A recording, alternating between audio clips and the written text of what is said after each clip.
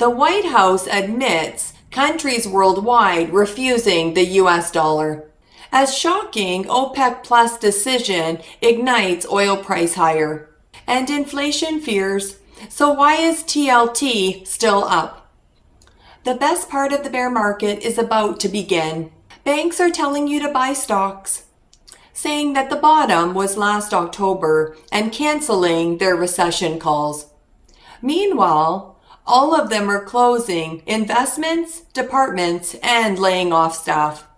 Even Walmart, it's supposed to do well even in a recessionary environment. Insiders continue to dump their shares.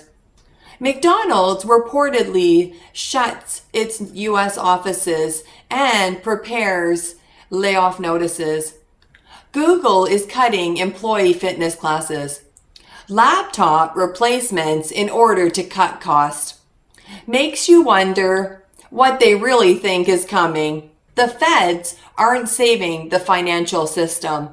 They are buying time for banks and insiders to unload their positions.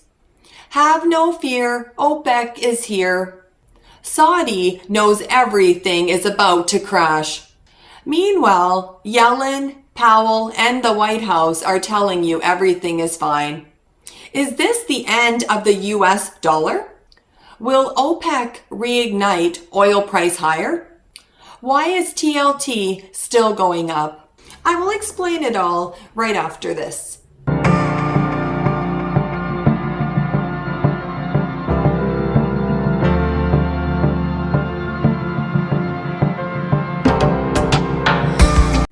Welcome back everyone to the Audacious Money Witch channel, where we talk about macroeconomy, stocks, bonds, and commodity markets.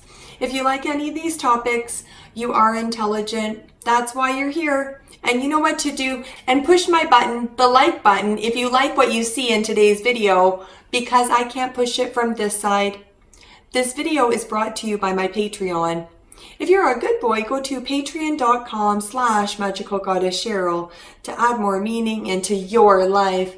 If you play your cards right and completely submit like my good boys do, then I will take you under my wing. Author of best-selling books, Goddess Cheryl. My good boys always get rewarded handsomely. You are such a good boy. You like hearing that, don't you? You want to get into the bookstore. You want it to be real. You want it to be true. You want to be my client, don't you? And this is my client Teddy Eazzy's book, Wicked Pussy Perfume. It is a femdom novel, and it's about money, the stock market, and stockings. Order your copy today. And my first book, Treasures Within Our Heart. Most traders miss stage 1. Short the rip and hold from November of 2021. They were long for it and took drawdowns. In stage 2, people think it's a bear market, so they short it.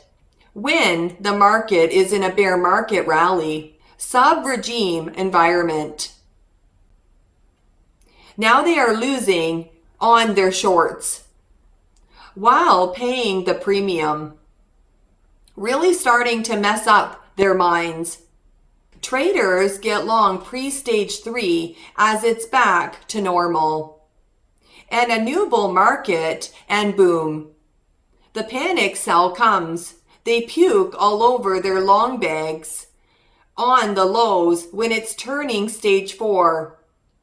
And in the accumulation of risk asset stage, we are at the pre-stage 3.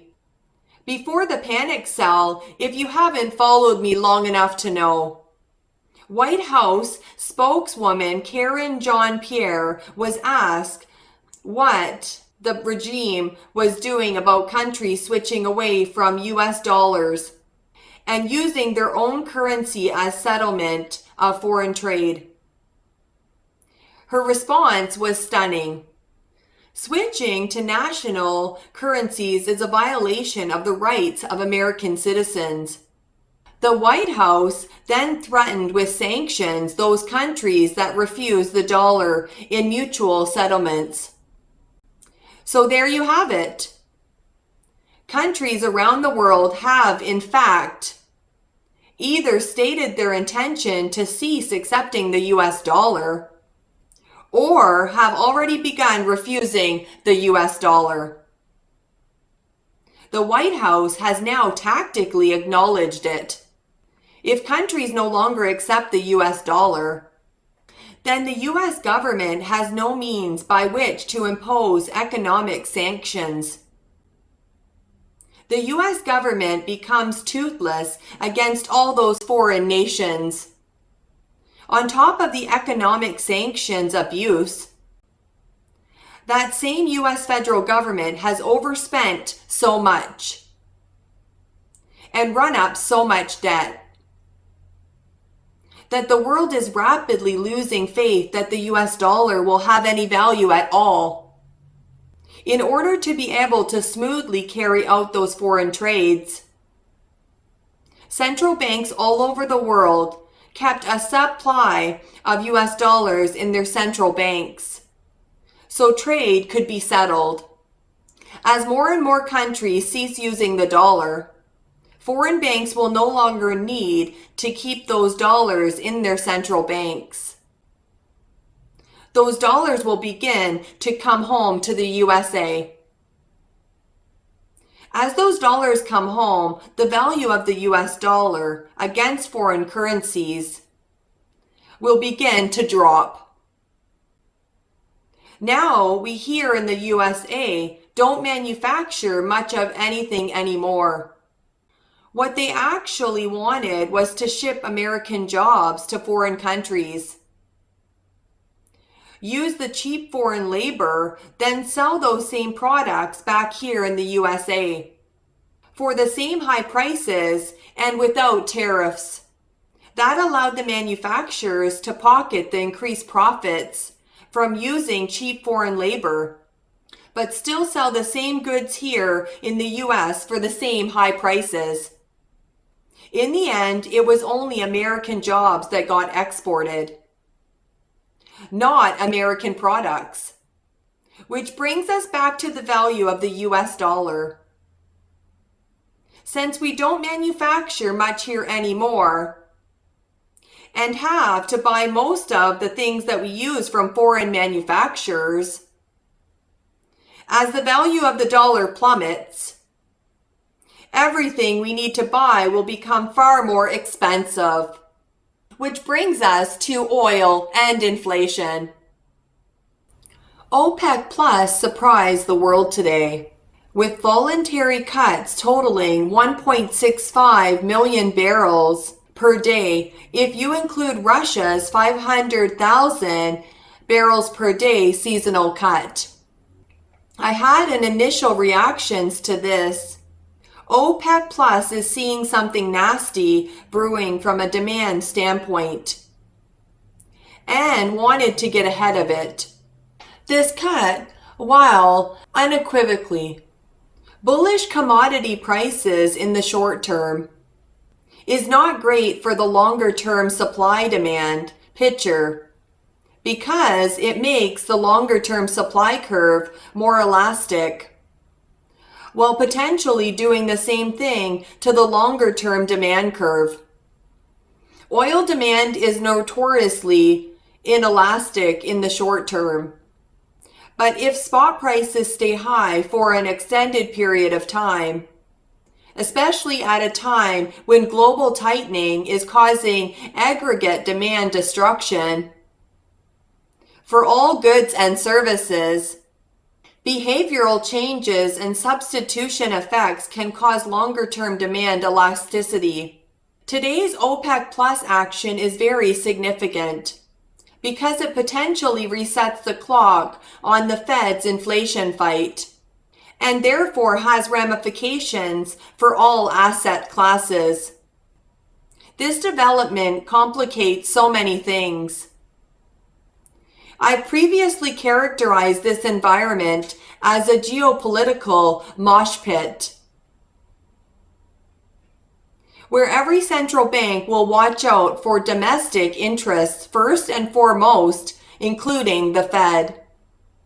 Now that OPEC Plus, the central bank of oil, has entered the fray, Watch out. The Fed now has no choice but to stay tight until something truly breaks. You ain't seen nothing yet. The counter effect will be higher inflation and possibly more Fed hikes. Ultimately, the focus on recession will return. This time, it won't be just talk. That day is now here, and the 13-member Saudi-led Organization of the Petroleum Exporting Countries and its 10 allies, steered by Russia, have done what I thought they would: reintroduce the fear of supply squeeze into the market. OPEC Plus has done a little more than I imagined. What OPEC is doing is using the power of the megaphone. Announce a cut, get the price impact, then produce what it really wants. The price impact from the latest announcement is already visible to us, with a rare 5% jump that sent U.S. crude to above $81. Do you know that the Department of Energy has not taken advantage of the time frame of banking crisis market panic? When oil price falls sharply below $72 to refill the Strategic Petroleum Reserve? No, they did not. U.S. to take years to refill its SPR. Fed rate cuts almost certainly might not happen if oil starts creeping higher towards $90 per barrel. But I don't think that is going to happen, because Jamie Dimon just said the banking crisis is not over and will cause repercussions for years to come. Most U.S. banks are technically near insolvency, and hundreds are already fully insolvent, Rubini said. Bond King Jeffrey Gundlach said, the economic headwinds are building, and I think the recession is here in a few months. Did you know in September 11, 2008, OPEC announced production cut too? 4 days later, Lehman Brothers failed. Oil peaked at September 22nd. Then the market started collapsing at September 29th, 2008. Oil price collapsed with it.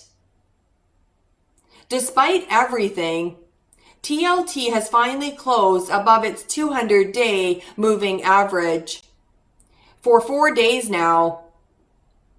TLT is a precise instrument. Now that bonds have been decimated for over a year, we are at a pivotal point. As TLT moves higher, stocks will move lower. You know what happens when banks start blowing up. TLT will start flying. The first rate cut will be the recognition of the recession. The last rate cut will be the one to accumulate stocks. You are such a good boy for watching my video right till the end. Bye.